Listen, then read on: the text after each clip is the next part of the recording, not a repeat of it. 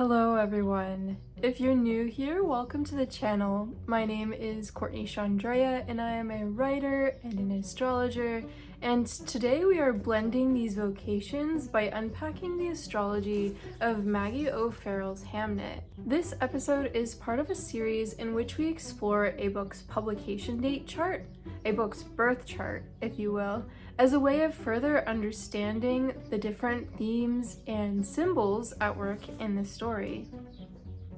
If you would like to suggest a book for me to unpack in this way, definitely drop it in the comments below. I would love to hear your suggestions.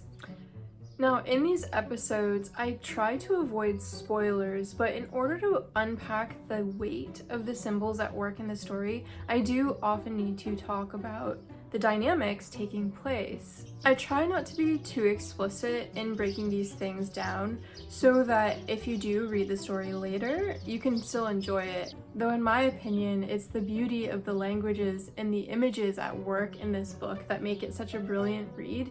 There's no way that I could ruin that aspect of the story for you. But if you're the kind of person that doesn't want to know anything about a story until you have read it, stop right now. Do not watch this video. Go read the book and then come back, check it out. You'll enjoy it.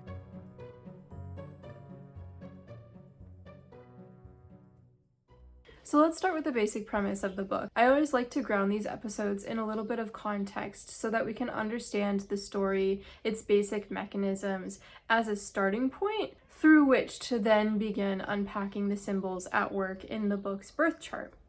So, in terms of the book Hamnet, if you're like me, when you hear that title, Hamnet, you think immediately of Hamlet. And that's not coincidental. Hamnet revolves around a really interesting little historical tidbit, which is that 4 years prior to the play Hamlet ever hitting the stage, Shakespeare had a son, an 11-year-old boy named Hamnet, who died of the plague. There's not a lot of historical background exploring that relationship between Shakespeare's actual son, Hamnet, and the play that he wrote 4 years later, so Maggie O'Farrell takes that historical lacuna and imagines into it, and that is the basic premise of this book. Now, in this book, we don't necessarily have a single protagonist. This book is beautifully nonlinear. It jumps around between past and present. It explores different points of view. Some of them are really intimate to the basic heart of the story. Some of them are passers through. All of them are explored in intimate and interesting ways. But let's talk about our most significant characters. So first of all, obviously there is Hamnet, the son of Shakespeare. Shakespeare also plays a significant role in this story, though he's never explicitly named. He's always referred to as Hamnet's father, or Agnes's husband, or else he or him. And this gives the story a quality of gravity and humility. You have the sense that what takes place between these pages is something that could happen to anybody. It's not at all about Shakespeare's renown, but the human level of what happens when one has a child pass on from this world and what one does with that grief. In terms of other characters, we also have Agnes, which is Hamnet's mother. She's a village healer. She does her own thing. She's an individual who has a deeper, more intimate relationship with the natural world, with her bees, with her hawk, with her plants, than she does with civilization as a whole. She's not a rule follower. Other significant characters include Judith, who plays a really vital role in this story. Judith is Hamnet's twin sister. Judith and Hamnet are identical twins, and they have a really interesting relationship throughout this story. Judith and Hamnet also have an elder sister named Susanna, who's a little bit of an outcast of her own family, though this is due to the fact that she's more closely in line with society as a whole. She struggles with the countercultural aspects of her parents, but Susanna is a significant character in this story as well. There are a few other ancillary characters that play a role throughout this book, but I think that's a really good starting point. So let's move on to some of the book's themes. As I had mentioned previously, Hamnet is a very non-linear story. It's not a plot-driven story as much as it is a character-driven story, or even an image-driven story. It follows currents and threads throughout the novel more than it does any particular driving course of action. As this book opens, we can feel the impending weight of the plague. I mean, the book itself is subtitled A Novel of the Plague. I don't know if you can see that, but that's the subtitle of the book. Like, there's no hiding what's coming. But woven between these moments of suspense are moments of relationship building. We experience the courting that takes place between Hamnet's parents, and we have this sense of the way that a relationship is built. But because the story revolves around a death, we know that grief plays a really vital role as well. Maggie O'Farrell explores how grief transforms us and also how we transform around grief, not as a passive act, but as an intentional and relational one. Another major role surrounding this core theme of grief is what happens when we're grieving in relationship. There are multiple people that are left behind after the fact of Hamnet's death. We have a husband and a wife, we have a mother and her daughters. All of these people have to find a way to relate to each other. They have to find a new equilibrium within their family after losing such a vital member. So often grief is something that happens in isolation. Grief is such an intimate experience. It's something that takes place inside of us. But there's another dynamic too in which the way that we grieve impacts other people.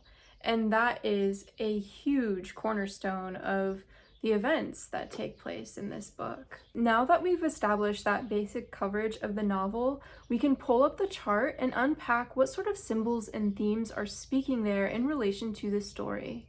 Before we start breaking down the symbols, I just want to explain a little bit about how I cast these charts and what I do with them once I have them.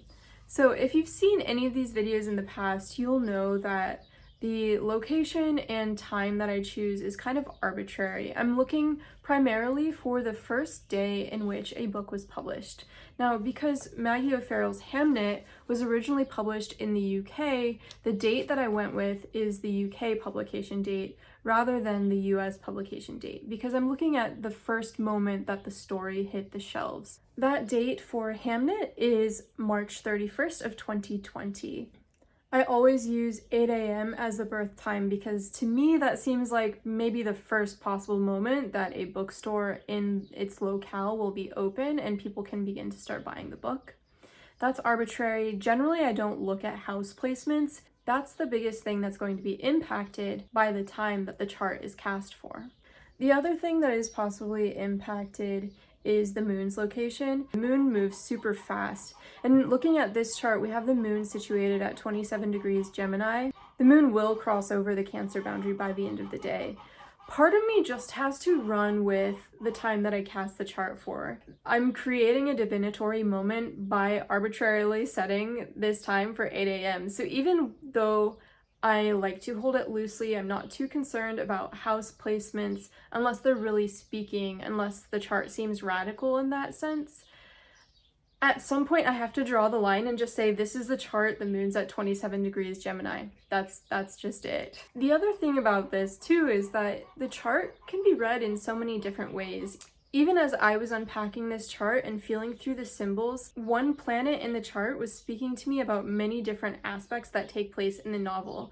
I don't think that's a problem. To me, horoscopes are kaleidoscopic. This is them working at their best. And if a single planet or dynamic in a chart can speak to multiple aspects of the story, that to me is a sign of something really working. We have some really rich symbolic soil to begin to unpack. I'm only going to be covering one small piece of what is possible within this chart, but hopefully it's a pretty complete thematic analysis of the story in relationship to the chart. And if you're seeing other things pop out, I would love to hear what catches your eye in the comments. I think that can help develop a really rich conversation around this story and around how the birth chart is working in relation to it. To keep things integratable though, what I like to do always is to look at what is really loud in a chart. I'm looking primarily at major aspects and loud placements that show up in the sky. For me, the loudest dynamic in this chart is this double conjunction that we see all the way at the top on either side of the Capricorn-Aquarius sign boundary.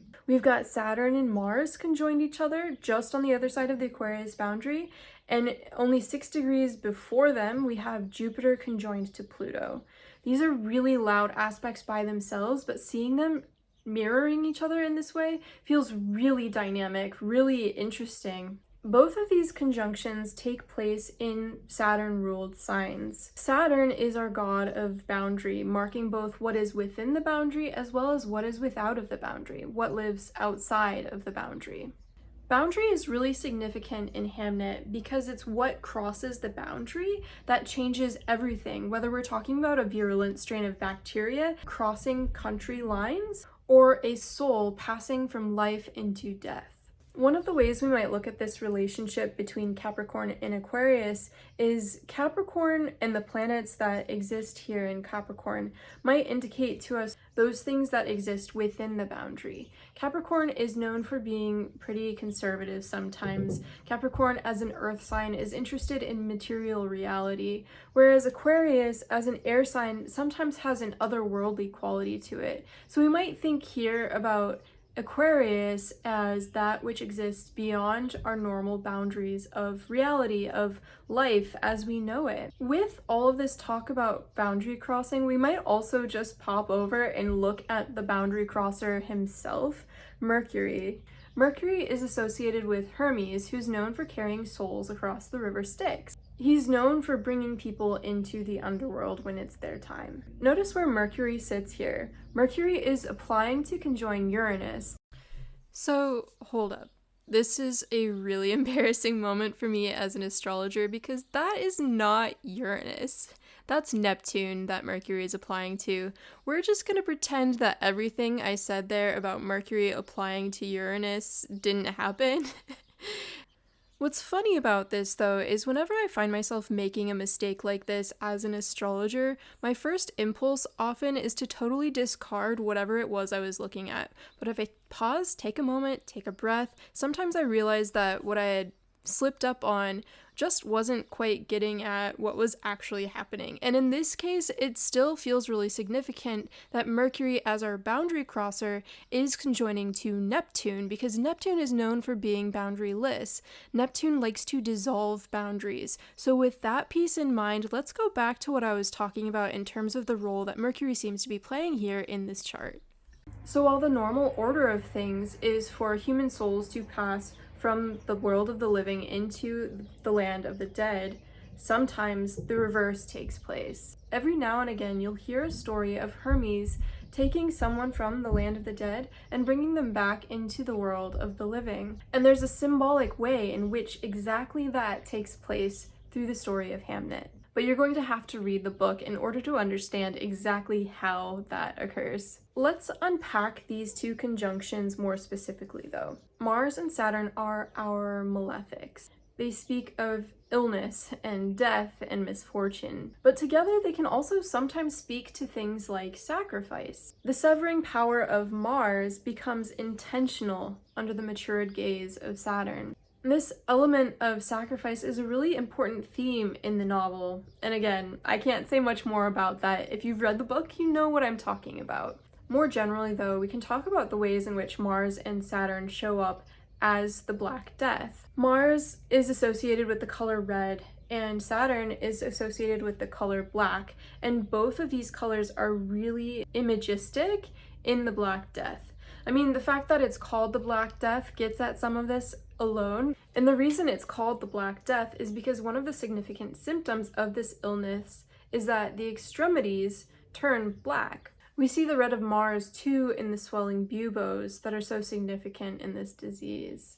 One of the things that I'm most interested in regards to this Mars-Saturn conjunction, though, is what it means that they've only just crossed the Aquarius boundary. One of the ways we might think of this is the way that this Mars-Saturn dynamic, whether we're thinking about it as sacrifice or as the Black Death, serves as a vessel to carry people across this boundary from the world of the living into the other world, the world beyond. These planets are sitting at 0 degrees. They've just crossed this boundary, and that feels like a really potent symbol of this boundary crossing dynamic. We can pop over into the sign of Capricorn now and explore this Jupiter-Pluto conjunction. Jupiter is our greater benefic. He's expansive, abundant, sagacious, and here I can't help but think of Agnes, Shakespeare's wife and Hamnet's mother. Agnes is very Jupiterian as a healer, and to illustrate this, we can look at the text and see how she is described directly. This is from the viewpoint of Susanna, Agnes's eldest daughter. Sometimes it seems to Susanna that Agnes isn't just mother to her,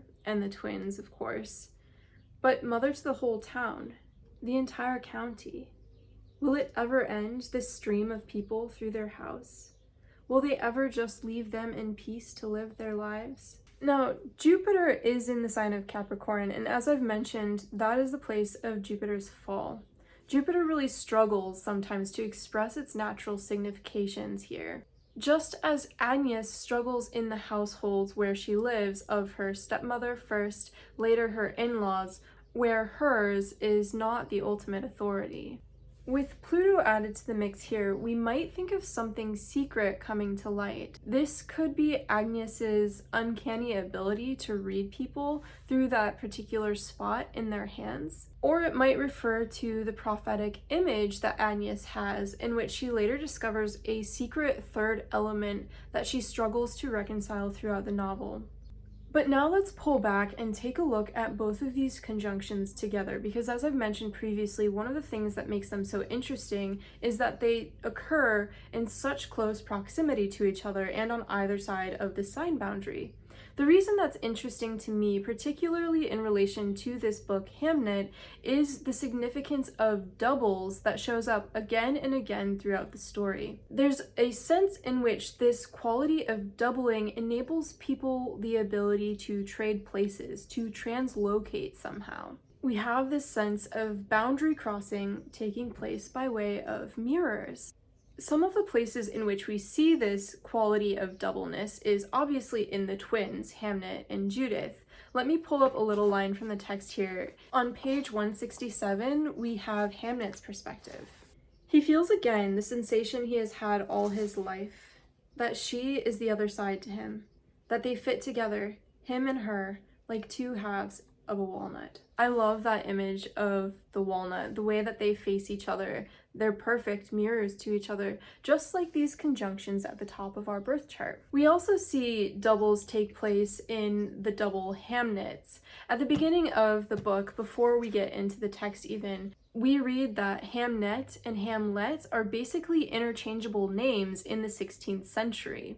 The two Hamnets then that we get in this book is the living boy, but also Hamnet as he appears as Hamlet at the end of the book in the play written by Hamnet's father. Now, the final dynamic that I'm seeing in this chart that seems to be playing a really significant role here is Venus. Venus here in Taurus is in her domicile, and she is trining this conjunction taking place in Capricorn between Jupiter and Pluto. Venus, generally speaking, illustrates things such as love, relationship, beauty, art. All of these themes are really profoundly explored in this novel. Venus in Taurus, particularly, is earthy, sensual, and has an instinctive, attuned approach towards bodily care. As feminine provider of abundance and health, Agnes also looks a lot like this Venus in Taurus. This is a compelling read if we do consider house placements here, because Venus sits in the first house. And Agnes is arguably the closest thing we have to a protagonist here throughout the novel. I certainly felt closest to her throughout the book, though one could also argue that it's the relationship between Agnes and her husband that plays the role of the protagonist. The most significant character development that takes place throughout the novel occurs between the two of them. It's not just about Agnes's development, but Agnes as she relates to her husband. This works with Venus as the chart ruler as well, because Venus is the natural signifier of both relationships and marriage. But let's imagine for a moment that this Venus is signifying Agnes. Looking to this Jupiter-Pluto conjunction then, we might see Agnes's husband acting the role of the ghost of Hamlet's dead father. Pluto, our volcanic god, exposes things that have been buried. And here we have an image of a soul risen from the dead, literally risen from the grave, in order to expose a secret that only the dead knows. This Jupiter-Pluto conjunction is in a superior trine to Venus. It's a supportive aspect, but being in the superior role, the thrust of the power, the thrust of the initiative taking place here in this dynamic occurs from the place of Jupiter and Pluto. And we see this in the way that the play Hamlet seems to have this sort of uncanny power over Agnes at the end of the novel. One way to read a Jupiter-Pluto conjunction is that it serves as a healing crisis. So while Pluto is exposing all of this buried material, all of this processing and grief that typically lives inside of the heart, that so often struggles to see the light of day, it's Jupiter's role to integrate all of that material. And it's this integration that brings something like healing, something like peace, something like a settling. That grief finds a place to live in the body, room to exist without so much conflict. And this healing crisis that takes place here in the sign of Capricorn is so profound that it ripples outward, healing not only a father, but a mother, a wife, and a marriage too. I hope you enjoyed that breakdown, and if you've read this book, I would love to hear if it resonates with your experience of the story. And if you would like to add anything, if you're seeing anything else in this chart, I would love to hear about it in the comments below. Also, if there's another book that you would like me to unpack in this way, as I mentioned at the beginning of this video, you can drop your suggestions in the comments below, and I will be sure to check them out. If you would like for me to read your birth chart, you can check out how to get in touch with me in the description box below. You can book a one-on-one reading, and we will explore the story of your life together. Thank you so much for sticking around. If you like this video too, please hit the like and subscribe button below. It really helps this channel to grow. Until next time.